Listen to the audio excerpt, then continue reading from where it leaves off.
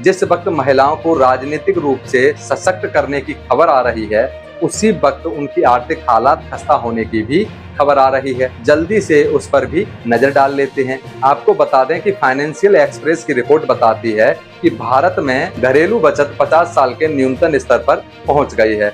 वित्त वर्ष 2022 में यह जीडीपी 7.2% थी। वित्त वर्ष 2023 में घटकर 5.1% हो गई। यह आंकड़ा रिजर्व बैंक ऑफ इंडिया ने जारी किया है। इस दौरान घरेलू कर्ज का बोझ भी तेजी से बढ़ता जा रहा है, यानी आम भारतीयों के घर कर्जे में डूबे हैं।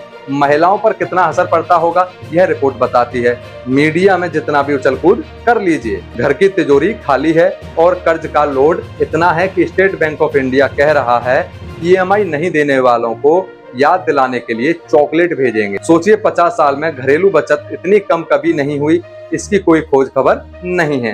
राजनीति में भावुकता और धार्मिकता इसी वजह से ज्यादा है क्योंकि आर्थिक हालत को लेकर ढोल पीटने के लिए अब ढोल भी नहीं बचा है, बल्कि फट चुका है। अब दोस्तों, हालत यह हो गई है कि गैस सिलेंडर का दाम 200 रुपए कम किया जाता है तो ढिंढोरा पिटवाया जाता है। अब पता चल रहा है कि लोगों का पैसा कहां जा रहा है। घरेलू बचत के 50 साल सबसे कम स्तर पर पहुंचने से महिलाओं पर क्या असर पड़ रहा होगा।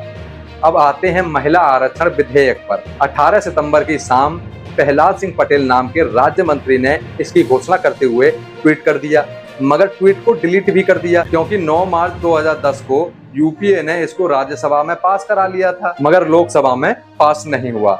इसका कारण यह था कि इस विधेयक में अनुसूचित जाति जनजाति के लिए आरक्षण तो था, मगर ओबीसी के लिए आरक्षण नहीं था।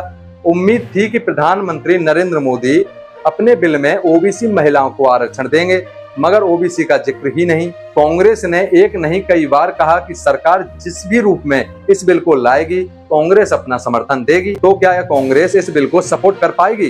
क्या इंडिया गठबंधन के बाकी घटकों के विरोध को नजरअंदाज कर पाएगी कि इस बिल में ओबीसी महिलाओं के लिए आरक्षण नहीं है? दोस्तों, आप सभी को बताते हैं कि इस बिल के ड्राफ्ट पर 128वां संविधान संशोधन लिखा है, मगर प्रधानमंत्री नरेंद्र मोदी जी ने इसे नारी शक्ति बंधन अधिनियम कहा। दोस्तों, क्या आपको प्रधानमंत्री नरेंद्र मोदी जी की इन बातों में कुछ अजीब नहीं लगता? क्योंकि उन्होंने कहा कि 19 सितंबर की यह तारीख अमृतत्व को प्राप्त होने जा रही है।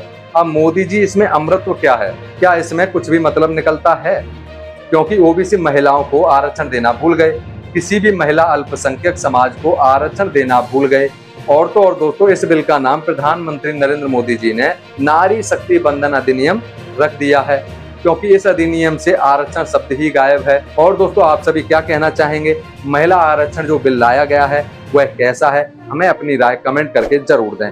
इसी के साथ वीडियो को लाइक करें, चैनल को सब्सक्राइब करें।